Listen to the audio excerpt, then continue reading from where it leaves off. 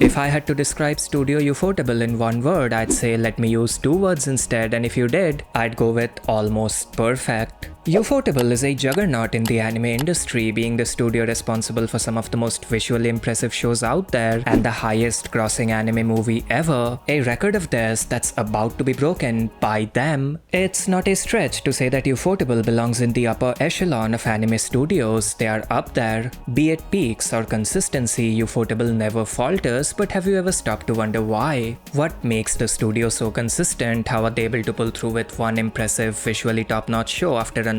And what the kinda black magic do they partake in to create shots like these? Well, it's not unlimited budget works, I'll tell you that much. In this video, I'll talk about Ufotable in case you couldn't tell. I'll talk about their history, the way they operate, the staff that works there, and some of the criticisms they face, and in the process, I'll list the factors responsible for the studio's uniqueness. Basically, by the end of this video, we'll create a concrete list of things that make Ufotable great, which hopefully is enough to convince you lot to watch till the end. By the way, in case some of you were wondering, yes, I did make a video about the studio, what is it, 3 years back now? But that one focused almost exclusively on their output, not the stuff that led to it. Plus, I no longer sound like I'm actively dying as I speak, I just sound like an occasionally emotive robot, so this should be easier on the ears. Make sure to subscribe. You don't need an unlimited budget to do that, it's absolutely free and it helps out a lot. What does require a budget, however, is becoming a member of this channel. You'll need your mom's credit card for that, but I think it's worth it because members get at least 2 exclusive videos per month, such as these ones here, custom hand-drawn badges and emojis, shoutouts and more. Just go down there and press the join button. Right, so here's how I'll go about this. I'll cover various aspects of the studio separately. I think that's the best way of approaching this topic, and the aspect I'll start with is their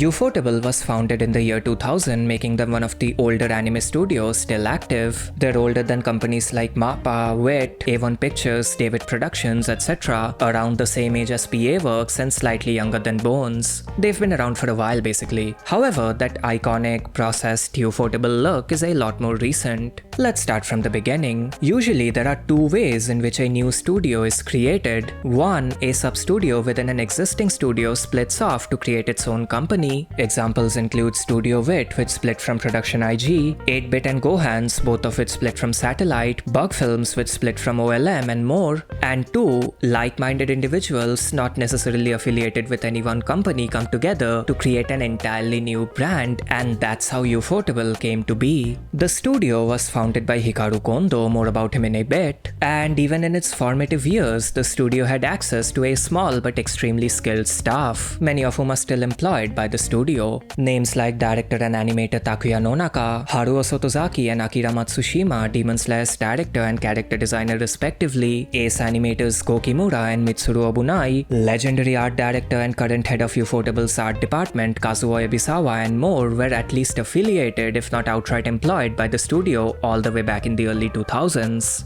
Despite that, however, the studio did face challenges. Remember those 2 methods of studio creation I talked about? Well, studios that are created via the second method like Ufotable usually aren't well equipped to handle entire productions right off the bat. Think about it, if an existing team within a studio splits off to become its own thing, it already has the infrastructure needed to produce its own shows. That's what it was doing prior to the split. However, studios that are created from scratch like Ufotable don't have that infrastructure, meaning they aren't equipped to handle entire productions all by themselves. As such, Ufotable spent around 2-ish years taking on all sorts of outsourcing work, be it CG production for a Gundam anime, the opening sequence for a Japanese variety show, live action skits. They were all over the place. That endearing ADHD-ridden model, however, was short-lived. By 2002, Ufotable had started producing their own shows, with 2003's Dokkoida being the first proper showing from the studio. And this is a good place to make the first entry in our Things That Make Ufotable Great list, that being ambition. Ufotable founder Hikaru Kondo is an ambitious man, and back in the day he wasn't afraid to take on challenges, be it producing an entire show without any gross outsourcing, turning a short trilogy of movies into 7 demanding projects, or evading over $1 million in taxes from the government. Kondo is an interesting character, and his sky is the limit attitude shaped Ufotable into the commercial behemoth we know and love today. The attitude in question? Just do shit.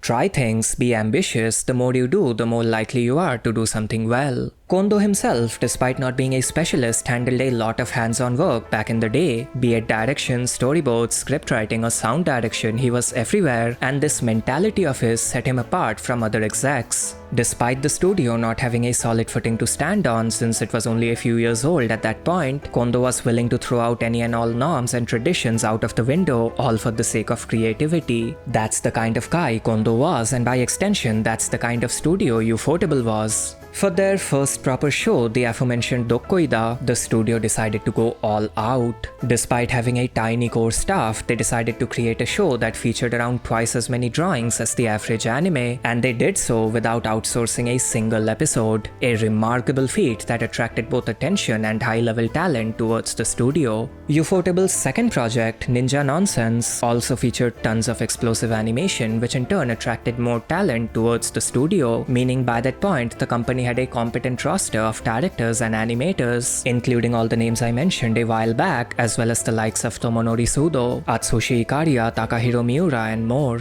Also worth mentioning, by that point, the studio had started to expand its CG team into an all-encompassing digital department, a move that would completely change the way Ufotable shows look in a few years. Dramatic foreshadowing. Back in the early to mid-2000s, the studio was just doing shit. I think that's the best way of describing it. They were utilizing what was, and arguably still is, their biggest strength, that being experimentation. From unorthodox directorial credits to cool quirky projects, the studio was firing on all cylinders. Create a show with 4 unique directorial credits? Sure. Handle as much of the production process in-house as possible despite having a small staff? Why not? Claymation? F yeah. Around this time, a certain Takayuki Hirao joined the company. Hirao, of course, being an extremely competent director and one of the most influential figures to ever walk through Ufotable's doors. Even back then, the staff thought highly of his abilities, entrusting him with important directorial roles right off the bat. A clever move in retrospect, because he would go on to play a pivotal role in shaping the studio's visual identity, something I'll talk more about in a bit, before eventually parting ways with the company back in 2016. Hirao's Karanokyoukai 5 is one of my all-time favorite anime movies. Be it the non-linear storytelling or the snappy editing, it was insanely creative. In fact, the entire Karanokyoukai series was a major milestone in Ufotable's catalog, being both their first proper Type Moon adaptation and their first show with director of photography Yuichi Terao leading the digital team. I'll talk about Terao's tremendous influence over the studio as a whole in a bit.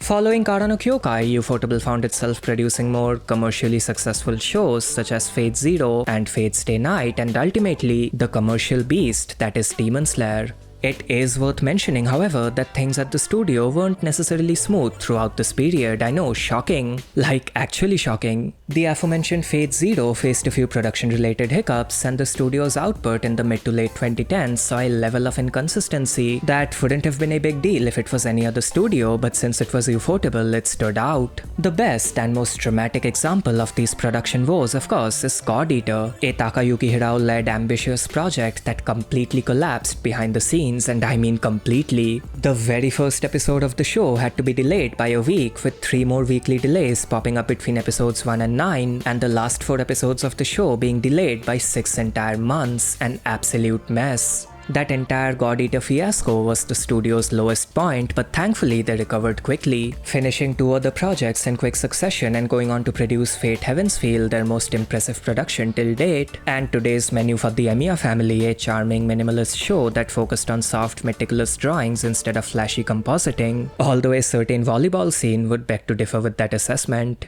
Instead of letting one messy project drag them into a never-ending spiral of increasingly constricted productions like certain other studios, Ufotable stopped at the right time, choosing to focus on a select few projects instead of watering down their output, to a reasonable extent of course. Also worth mentioning, the studio did a lot of non-animation work throughout the years, opening up cafes, running small-scale festivals, creating regional subsidiaries to train younger talent, just that classic just do shit model of operating, plus more revenue streams, good stuff. All of that finally brings us to Demon Slayer, the most commercially successful thing the studio has produced till date.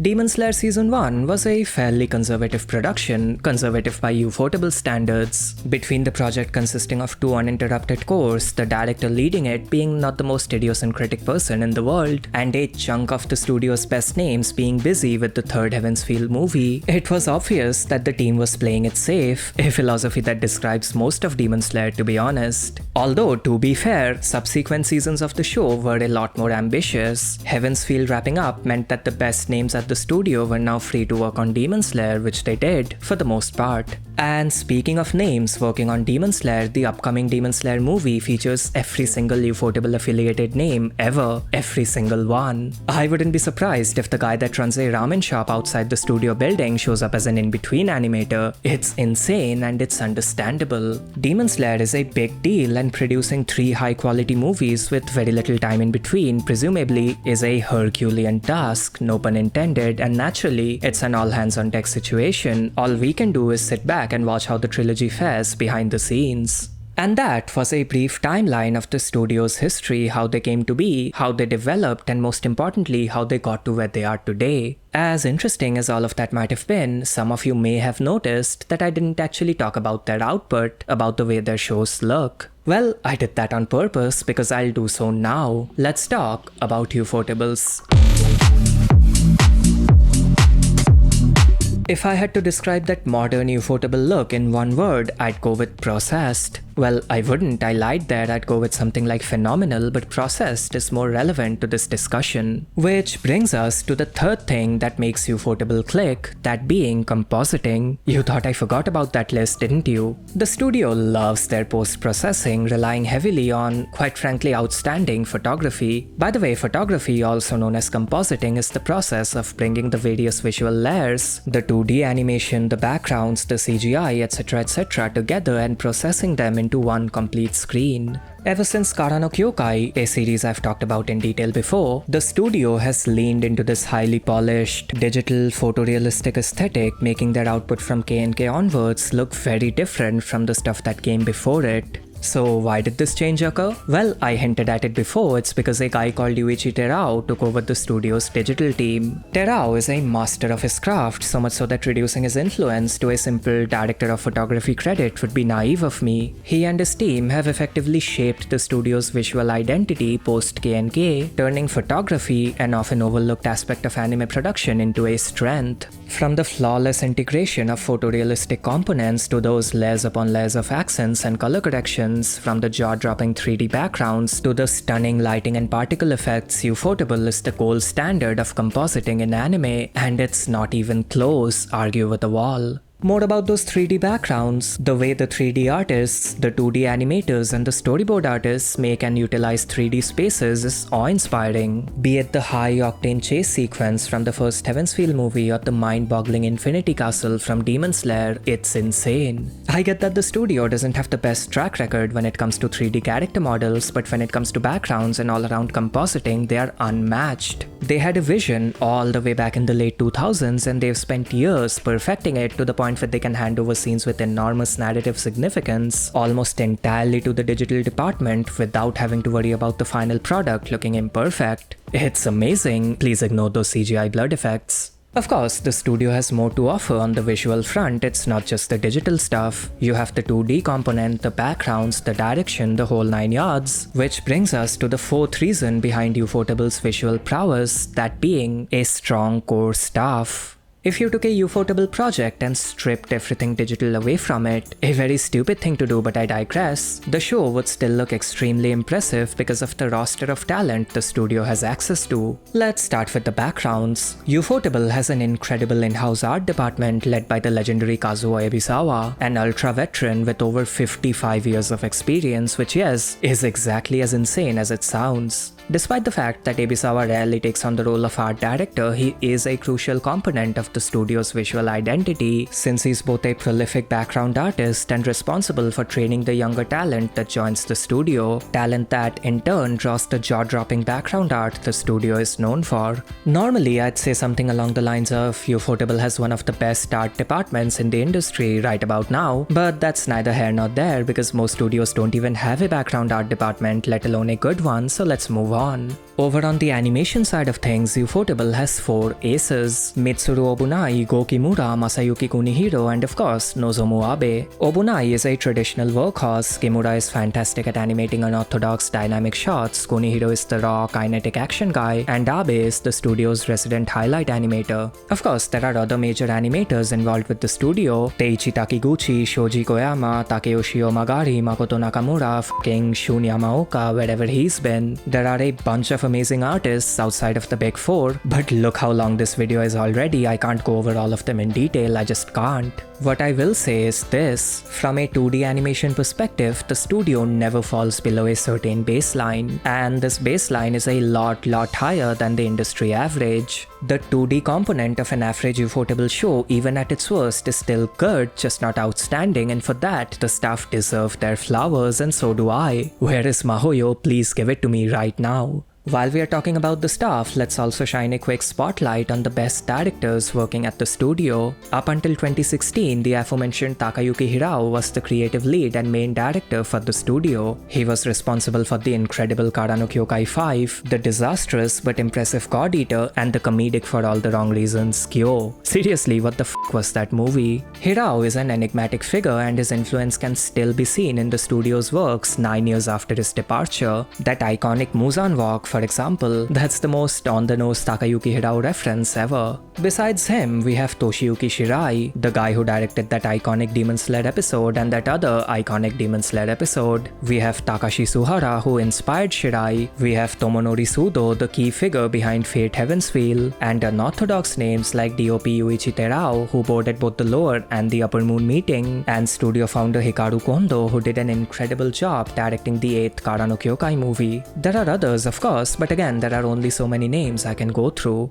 And that more or less sums up the staff. There were a few names I glossed over, but hey, shut up. As some of you might know though, talent alone usually isn't enough to create good-looking shows. There are a bunch of other factors at play, and thankfully, Ufotable is one of the best ever when it comes to those factors. The main non-staff related reason behind the studio's output and the 5th entry in our Why Ufotable Good list is their strong in-house culture. Ufotable rarely relies on outsourcing, producing as much of their projects in-house as possible, be it background art, in between animation, or photography. The staff that works at the studio are salaried employees, not contracted freelancers, meaning they'll stick with the studio regardless of how cutthroat the rest of the industry gets, and trust me, it gets cutthroat, just ask Fire Force. This in-house model took Ufotable decades to achieve, but I think it was worth it. For starters, a model that relies on in-house production allows for better communication between various departments, leading to the final product looking more cohesive, regardless of how ambitious a shot might be. That's one of the main reasons why the studio is able to mix 2D and 3D so effectively, because both those departments work under the same roof, so if something goes wrong, a 3D artist can just walk over to the 2D department and talk it out. Again, communication good.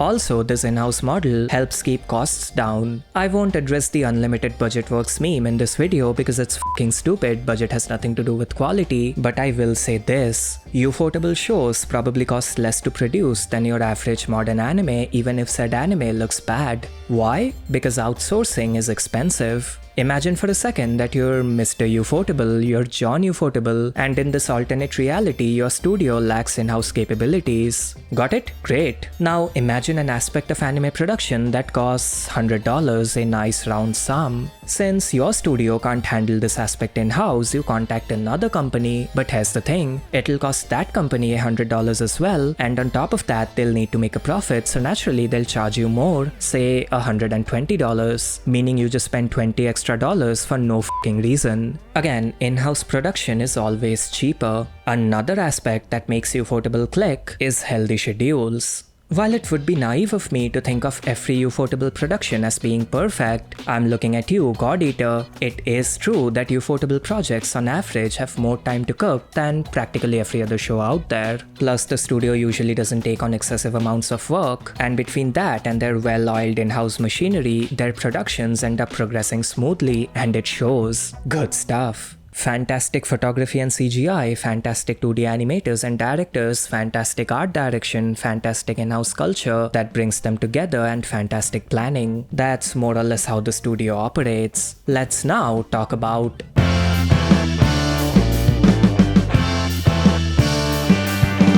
Ufotable usually faces 4 major criticisms, and since most of them are stupid, let's speedrun through them. Ufotable projects are too digital. Yeah, and they look good. Is that not the only thing that matters? Disregarding masterful art just because it doesn't line up perfectly with your own personal preferences makes you a moron. Ufotable shows are too flashy. They're just not. Ufotable projects can be flashy, but they can also be grounded or high octane. It depends on the context. Ufotable's direction is too basic. Not really. While there is some truth to the concept behind this critique, it's something that applies to parts of Demon Slayer, not Ufotable as a whole. Demon Slayer lead Haruo Sotozaki isn't the most ambitious director in the world. He is more of an unremarkable workhorse with particularly poor action storyboarding skills, and as such he tends to handle large quantities of work instead of individual highlight-worthy sequences. To put it in perspective, here's what an average director does for their show, and here's what Haruo Sotozaki does for an average season of Demon Slayer. Naturally, his laid-back style influences the entire show.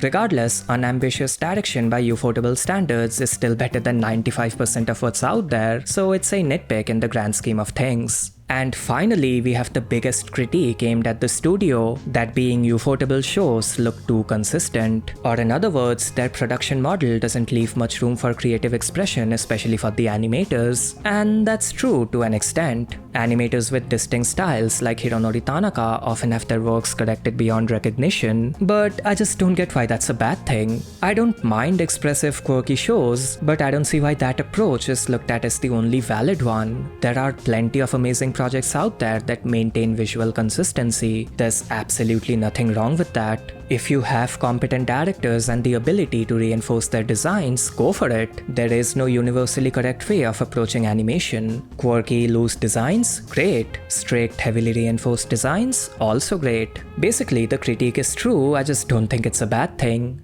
And that was Studio Ufotable, an ambitious, experimental entity known for their fantastic compositing, strong core staff, healthy in-house culture, and lenient productions. Moral of the story? That logo looks fucking awful. Thanks for watching. A special thanks to Noot03, Pavel, and Damir for becoming tier 3 members, and until next time.